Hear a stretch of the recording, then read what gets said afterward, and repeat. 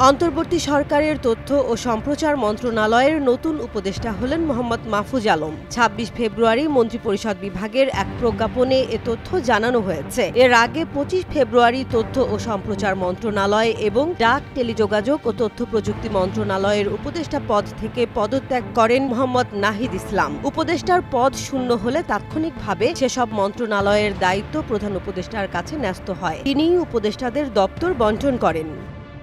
মন্ত্রিপরিষদের প্রজ্ঞাপনে বলা হয়েছে, অন্তর্বর্তী সরকারের প্রধান উপদেষ্টা বিভিন্ন মন্ত্রণালয় ও বিভাগের দায়িত্ব পুনর্বণ্টন করেছেন। তাতে দেখা গেছে, উপদেষ্টা মাহফুজ আলম তথ্য ও সম্প্রচার মন্ত্রণালয়ের দায়িত্ব পেয়েছেন। নাহিদ ইসলামের ছেড়ে যাওয়া অপর মন্ত্রণালয় ডাক, টেলিযোগাযোগ ও তথ্য প্রযুক্তি মন্ত্রণালয়ের দায়িত্ব প্রধান উপদেষ্টার হাতে রয়েছে।